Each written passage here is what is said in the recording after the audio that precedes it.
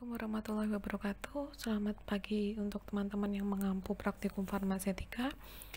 Saya selaku dosen pengampu praktikum farmasetika akan memberikan pembahasan tentang praktikum dari resep yang minggu lalu kita praktikumkan. Mari kita simak baik-baik. Saya bahas tentang kedua resep yang telah kita praktikumkan. Saya akan memberikan pengetahuan selayang pandang tentang prinsip dalam kita meracik sediaan salep. Ada 4 hal yang harus teman-teman ketahui dalam cara meracik salep. Menurut farmakope Belanda, salep itu diracik dengan cara mengikuti peraturan pembuatan salep. Ada 4 peraturan. Yang pertama, kita harus tahu sifat dari bahan obat tersebut terlebih dahulu. Yang pertama, bahan obat yang larut dalam dasar salep. Ketika kita mengetahui ada bahan obat yang sifatnya larut dalam suatu basis salep, maka cara meraciknya adalah dilarutkan di dalamnya terlebih dahulu, atau kalau perlu dengan cara pemanasan agar lebih cepat larut. Kemudian yang kedua, ketika kita mengetahui bahan obat yang larut dalam air, maka bahan obat tersebut harus dilarutkan di dalamnya atau dilarutkan di dalam air tersebut dengan catatan air yang digunakan dapat diserap oleh dasar salep. Jadi air itu bisa diserap oleh dasar salep. Peraturan yang ketiga, ketika kita menemukan suatu bahan obat yang sukar larut dalam dasar salep, maka solusinya adalah digerus halus terlebih dahulu, baru dicampur dengan dasar salep. Ya. Kemudian peraturan yang keempat, salep yang dibuat dengan cara melebur dasar salep itu berarti harus digerus sampai dingin. Jadi kita harus menunggu sediaan tersebut sampai dingin setelah dilakukan peleburan. Kemudian yang harus teman-teman ketahui adalah cara mengerjakan bahan obat di dalam salep. Yang pertama, bahan obat yang larut dalam air harus dilarutkan dulu di dalam air. Contohnya seperti ureum. Kemudian baru dicampur dengan basis salep yang dapat menyerap air. Yang kedua, bahan obat yang larut di dalam etanol 95% itu harus dilarutkan terlebih dahulu di dalam etanol 95%.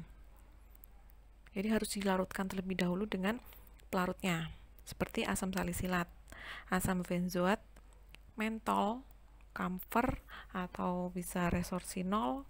Nah, setelah bahan-bahan itu dicampur dengan etanol dulu, baru ditambah basis salep. Kemudian pada bahan obat yang mudah rusak bila diaduk terlalu lama, seperti ihtamolum atau balsamum peruf, itu harus ditambahkan terakhir atau dimasukkan terakhir setelah sediaan akan jadi.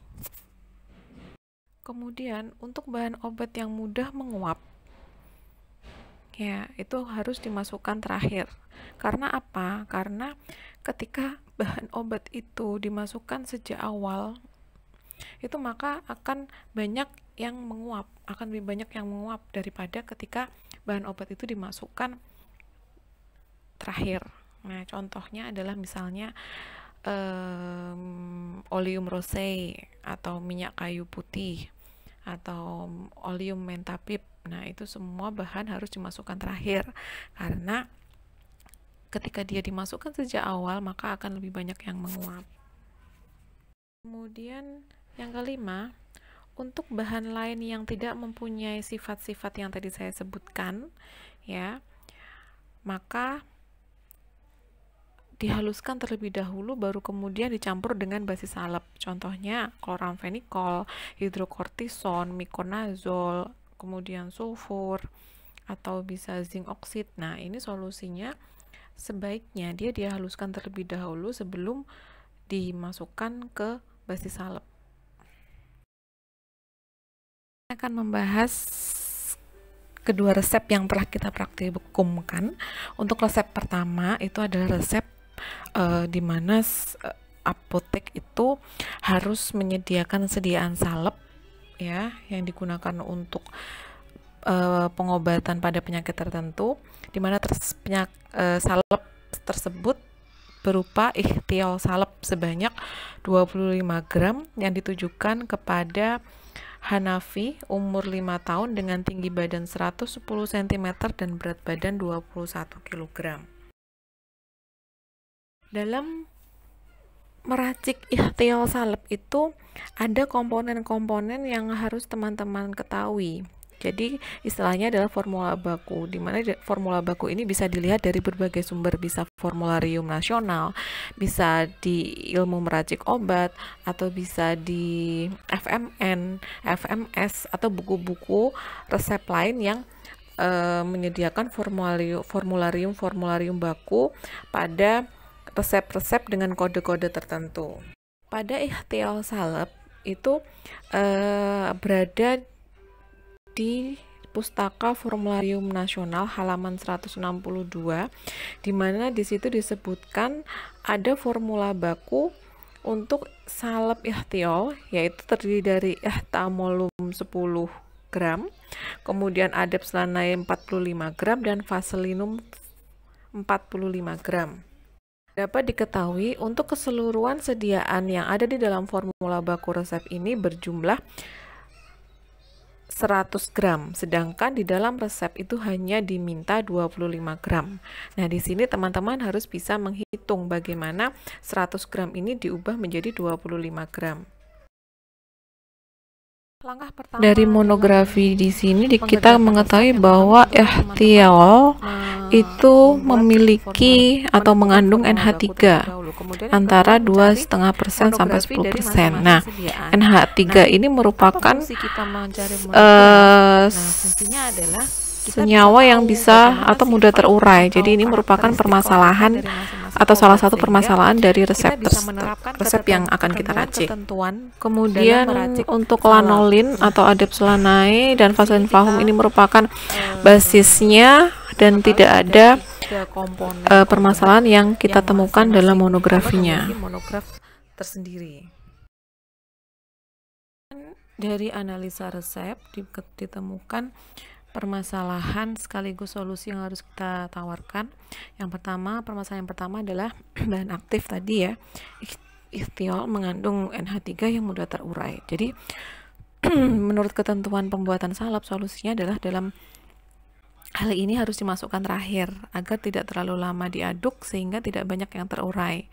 Kemudian permasalahan yang kedua adalah berat total. Jadi di sini salepnya belum jadi salepnya di sini kan hanya diketahui ikhtiol salep sebanyak 25 gram, sedangkan di dalam formula standarnya itu 100 gram. Ya, jadi di sini solusinya adalah kita harus menghitung berat penimbangannya terlebih dahulu, dari 100 gram ini dijadikan 25 gram. Kemudian permasalahan yang ketiga adalah batas kesalahan salep ini tidak boleh lebih dari 5% ya. Jadi solusinya dihitung batas kesalahan salep dengan rumus berat salep yang seharusnya dikurangi berat salep yang dihasilkan dibagi berat salep yang seharusnya dikali 100%. Jadi untuk salep memang persyaratannya memang harus dihitung batas kesalahannya. Nah, idealnya batas kesalahan dari salep itu tidak boleh lebih dari 5%. Kemudian langkah selanjutnya adalah penimbangan. Nah, penimbangan ini didasarkan pada formula standar yang tadi diketahui, di mana kita harus mengubah dari 100 gram tersebut menjadi 25 gram yang diminta oleh resep. Nah, caranya adalah yang pertama berat ikhtiol itu berarti 25 dibagi 100 dikali 10 gram sama dengan 2,5 gram. Nah, 25 ini adalah berat yang diminta oleh resep, 100 ini adalah total dari berat formula standar, dan 10 gram ini adalah kandungan ikhtiol dalam 100 gram sediaan dalam formula standar. Begitu juga halnya pada adepslanai dan vaselin yang digunakan, sama-sama 25 dibagi 100 dikali 45 gram, di mana 45 gram ini adalah kandungan dari formula standar, di mana adepslanai itu dalam 100 gram itu mengandung 45 gram adepslanai. Begitupun vaselinum dalam 100 gram mengandung 45 gram vaselinum. sehingga diperoleh penimbangan untuk masing-masing bahan. Untuk ikhtiol adalah 2,5 gram, adipselanaya adalah 11,25 gram, dan vaselinum adalah 11,25 gram. Nah, ketika teman-teman ingin melebihkan 10% itu tidak masalah, jadi ini ditinggal ditambah 10%, 2,5 gram tambah 10%, 11,25 gram ditambah 10%, dan 11,25 gram ditambah 10%. Itu pun juga tidak masalah.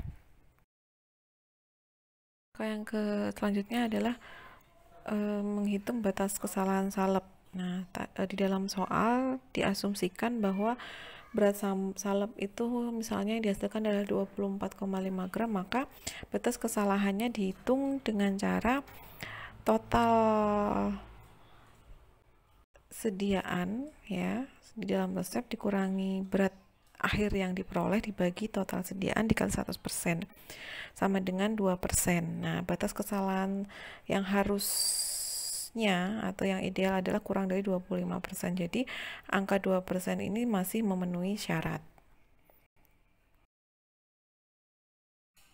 Langkah selanjutnya adalah cara peracikan.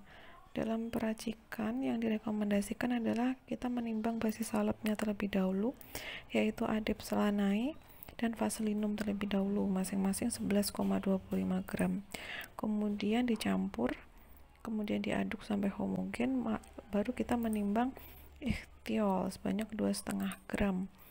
Kemudian baru ditambah pada basis salep yang sudah homogen tadi, kemudian diaduk sampai homogen juga. Setelah itu kita menyiapkan pot untuk kemasan salep yang sudah ditimbang atau sudah disetarakan. Setelah itu memasukkan massa salep tersebut di dalam pot tadi, baru ditimbang berat salep untuk mengetahui batas kesalahan salep.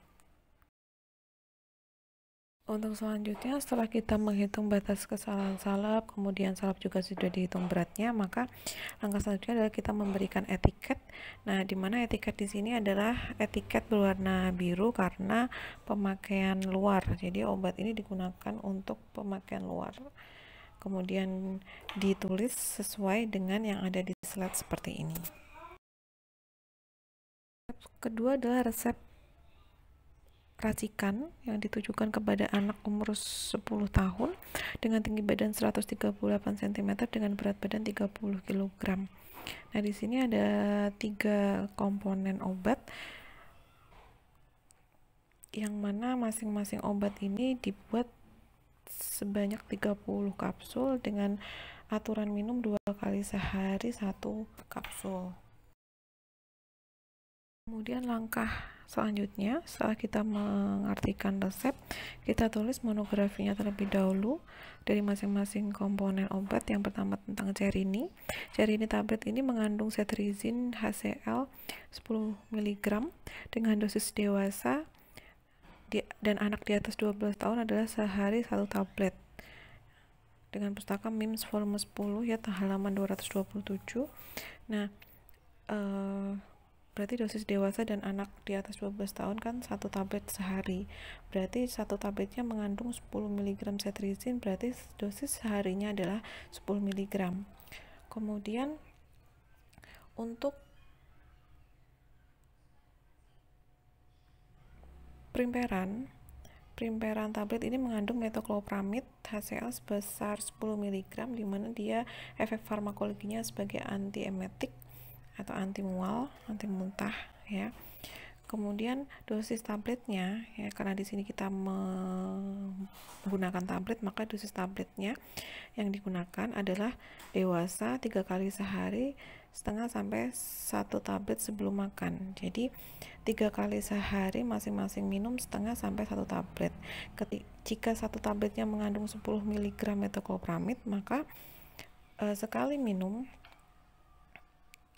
dosis sekali minumnya adalah 5 sampai 10 mg sebelum makan. Kemudian yang ketiga adalah homoklorsiklizin HCl 10 mg, khasiatnya sebagai antihistamin ya.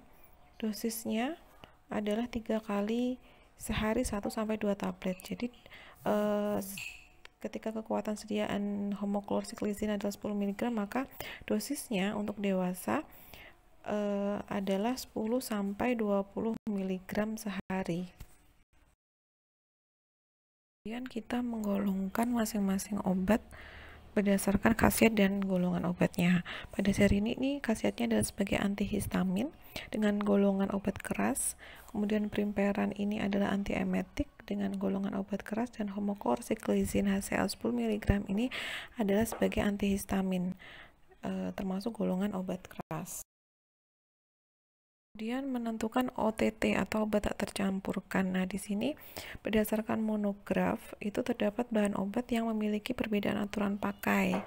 Ya, dan ini termasuk obat tak tercampurkan. Misal nih, tadi dosis hari ini tablet itu kan 1 kali sehari, sedangkan primperan sama homoklorsiklizin ini harus diminum 3 kali sehari. Nah, ketika terjadi perbedaan aturan pakai ini, masing-masing obat ini tidak bisa kita satukan. Jadi solusinya adalah obat dibuat terpisah. Jadi obat satu ini mengandung cetirizin, di mana dia harus diminum sekali sehari, dan obat 2 ini mengandung primperan plus homoklorsiklizin yang sama-sama diminum 3 kali sehari. Kemudian setelah kita tahu OTT, maka kita menentukan permasalahan atau merekap permasalahan dan penyelesaiannya. Nah, terdapat 2 permasalahan. Yang pertama adalah obat tak tercampurkan. Solusinya tadi sudah kita berikan, yaitu mengusulkan untuk obat itu dipisah. Kemudian yang kedua, resep obat itu merupakan obat minum, jadi dosis ini harus diketahui secara pasti. Nah, dilakukan perhitungan dosis secara akurat. Nah, perhitungan dosis yang akurat dan lebih direkomendasikan adalah perhitungan dosis berdasarkan luas permukaan tubuh. Nah, terkait obat-obat OTT tadi, maka kita harus tidak bisa memutuskan secara sepihak, tapi kita harus bisa mengkomunikasikan dengan pihak dokter yang menulis resep tersebut. Kita tidak bisa langsung menggantinya, jadi harus ada konsultasi dan pengawasan di bawah dokter yang menulis resep.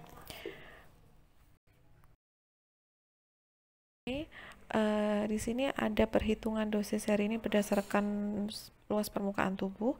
Pertama, kita harus menghitung dulu luas permukaan tubuh dari pasien tersebut. Hal ini didasarkan pada tinggi badan dan berat badan dari pasien. Nah, inilah pentingnya mengapa kita harus men-screening resep, yang mana data-data tinggi badan dan berat badan ini sangat dibutuhkan untuk menghitung dosis dari obat. Nah, rumusnya adalah akar dari tinggi badan satuan cm kali berat badan satuan kilogram dibagi 3600. Nah, ditemukan akar 1,15, hasilnya adalah 1,072 meter persegi. Artinya pasien memiliki luas permukaan tubuh sebesar 1,072 meter persegi. Nah, kemudian setelah kita mengetahui luas permukaan tubuhnya, langkah selanjutnya adalah kita menghitung dosisnya. Dosis yang benar ya, dosis yang seharusnya berdasarkan luas permukaan tubuh. Caranya adalah luas permukaan tubuh pasien dibagi luas permukaan tubuh ideal dikali dosis sehari. Nah, di sini luas permukaan tubuhnya kan 1,072 meter persegi dibagi luas permukaan tubuh ideal 1,73 meter persegi dikali dosis seharinya. Tadi di dalam monografis diketahui dosis seharinya adalah 10 mg, yaitu 6,19 mg dalam 1 hari. Nah, setelah kita mengetahui dosis seharusnya, ya, kita lihat di dalam resep. Ceri ini di dalam resep itu diminta 1/3 tablet untuk 1 kali minum, karena di situ ada kode DTD, maka 1/3 tablet ini untuk 1 kali minum. Nah, sedangkan signanya atau aturan minumnya itu diminta 2 kali sehari masing-masing 1 kapsul. Maka jika kita hitung dosis sehari di dalam resep tersebut, berarti 1/3 tablet dikali 2 kali minum, yaitu 2/3 tablet. Ya, jadi dalam sehari itu minumnya 2/3 tablet di dalam resep. Nah, jika kita tahu bahwa 1 tablet seri ini mengandung 10 mg cetirizin, maka dosis 1 hari di dalam resep itu adalah 2/3 tablet dikali 10 mg. ya, karena kekuatan sediaannya adalah 10 mg, hasilnya adalah 6,6 mg. Nah, jika kita bandingkan dengan dosis seharusnya yaitu 6,19 mg, ini tidak berbeda signifikan, sehingga dosis masih dapat diterima. Dapat disimpulkan bahwa dosis seri ini pada resep ini tidak overdose. Perhitungan dosis primperan, ya. Kita perhatikan pada tulisan tangan sebelah kanan. Nah, kita perhatikan sebelah kanan terlebih dahulu, ya, dari primperan sekarang. Nah, primperan, cara menghitungnya sama. Jadi kita tadi sudah mengetahui bahwa luas permukaan tubuh pasien adalah 1,072 meter persegi. Tinggal kita kalikan dengan dosis sehari yang diharuskan untuk primperan, yaitu 30 mg. Ya, jadi 1,072 meter persegi dibagi 1,73 meter persegi dikali 30 mg, hasilnya adalah 18,59 mg dalam satu hari. Jadi dosis yang seharusnya diminum oleh pasien dalam satu hari adalah 18,59 mg. Nah, kita tengok dosis di dalam resep sekarang. Nah, dosis di dalam resep itu tertulis 1/2 tablet untuk sekali minum, dimana signanya itu diminta 2 kali sehari masing-masing 1 kapsul. Maka dalam satu hari itu pasien mengkonsumsi berarti 1/2 tablet dikali 2 kali minum, yaitu 1 tablet. Nah, setelah itu kita harus tahu kekuatan sediaan primperan 1 tablet itu berapa. Nah, diketahui 1 tablet primperan mengandung metoclopramid HCl 10 mg. Jadi, dosis satu hari di dalam resep itu adalah 1 tablet dikali 10 mg, yaitu 10 mg. Nah, setelah kita tahu dosis di dalam resep ini adalah 10 mg, maka kita bandingkan dengan dosis yang seharusnya, di mana dosis seharusnya tadi adalah 18,59 mg. Berarti dosis di dalam resep ini kurang dari dosis yang seharusnya. Nah, di sini perlu ada rekomendasi untuk menaikkan dosis resep, dan usul ini tentunya harus disampaikan kepada dokter yang menulis resep dengan alasan yang bisa kita tawarkan. Kemudian jika dokter itu menyetujui adanya kenaikan dosis resep, maka tahap yang bisa kita lakukan dengan cepat adalah dengan cara mengkonversi. Nah, di sini kita tinggal konversi saja. 1 tablet itu kan mengandung 10 mg metoclopramid. Nah, jika kita minta 18,59 mg berarti berapa tablet? Nah, ini kita bisa lihat di tulisan tangan sebelah kiri, ya. Tinggal kita kalikan silang aja. Jadi 1/10 sama dengan X per 18,59, dimana X ini yang kita cari. Jadi berapa tablet yang diminta. Jadi X ini adalah, kalau kita hitung berarti X ini adalah 1,859 tablet, atau bisa kita bulatkan menjadi 2 tablet. Pada perhitungan dosis homoklorsiklizin HCl 10 mg, pada monografi diketahui dosis dewasa seharinya adalah 3 kali sehari 1-2 tablet. Maka dalam hitungan tablet berarti satu harinya pasien bisa minum 3-6 tablet. Nah, berarti 1 tabletnya tadi diketahui sebesar 10 mg. Jadi kalau kita kalikan 10 mg berarti sekitar 30-60 mg sehari. Nah, untuk dosis pasien berarti kita mengalihkan luas permukaan tubuhnya dibagi dengan luas permukaan tubuh ideal dikali dengan rentang dosis yang dianjurkan, yaitu 30-60 mg, ditemukan hasil 18,59 mg sampai 37,18 mg. Jadi ini adalah rentang dosis yang seharusnya diminum oleh pasien. Nah, sekarang kita lihat di dalam resep. Di dalam resep homoklorsiklizin HCl 10 mg ini diminta 1/4 tablet untuk sekali minum. Jadi seharinya berarti 1/4 tablet kali 3.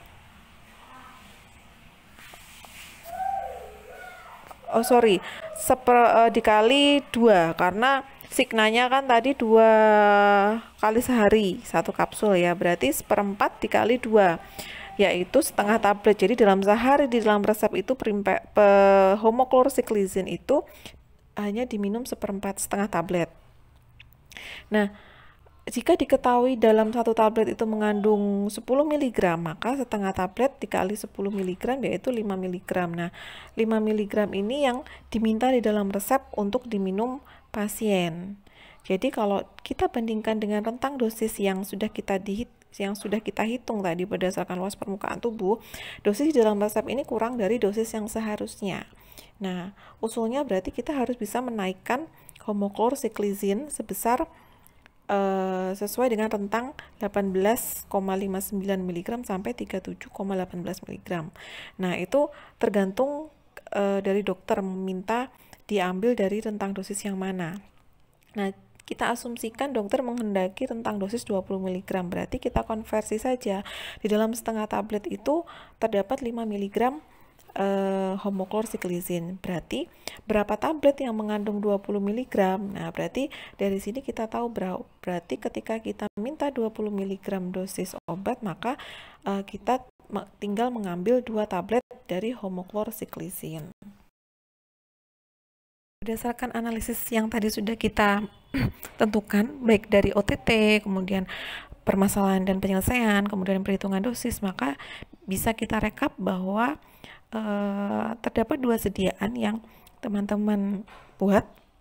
Yang satunya adalah hanya mengandung seri ini saja, yang kedua adalah mengandung primperan dan homoklorsiklizin, di mana seri ini penggunaannya adalah 1 kali sehari, ya, dan primperan itu dan homoklorsiklizin itu 2 kali sehari.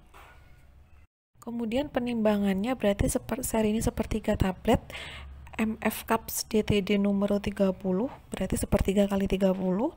Kemudian untuk primperan dan homoklorsiklizin 2 tablet, masing-masing 2 tablet. Jadi dikali 30 kapsul, maka yang diambil adalah untuk primperan 2 kali 30, 60 tablet. Untuk homoklorsiklizin 2 tablet kali 30 adalah 60 tablet. Digerus menjadi 1, dibuat kapsul.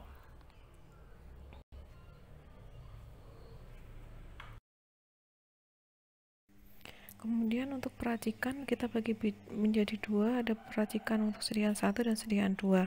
Peracikan sediaan 1 itu mengandung seri ini sebanyak 10 tablet, digerus, kemudian kita timbang, kemudian hasil penimbangan itu kita bagi menjadi 30 kapsul. Nah, kita peroleh berat untuk masing-masing kapsul. Nah, kemudian kita lihat pada tabel ukuran kapsul, ketika beratnya X gram, maka ukuran kapsulnya berapa. Nah, itu yang akan kita gunakan untuk mengemas kapsul, mengemas sediaan. Kemudian berikan etiket. Kemudian untuk sediaan 2 sama, jadi ambil primperan sebanyak 60 tablet, kemudian homoklorsiklizin sebanyak 60 tablet, kemudian digerus, ditimbang berat sediaannya, kemudian dibagi menjadi 30, diperoleh berapa miligram untuk 1 kapsul. Kemudian kita lihat tabel ukuran kapsul dengan berat X gram, maka ukuran kapsulnya berapa. Nah, itu yang kita gunakan untuk mengemas sediaan kedua. Baru kemudian dimasukkan ke dalam kapsul, dibungkus, dan diberikan etiket sesuai dengan aturan minum yang ditentukan.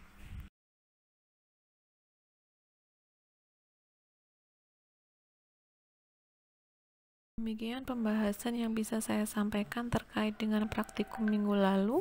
Semoga bermanfaat untuk teman-teman semua.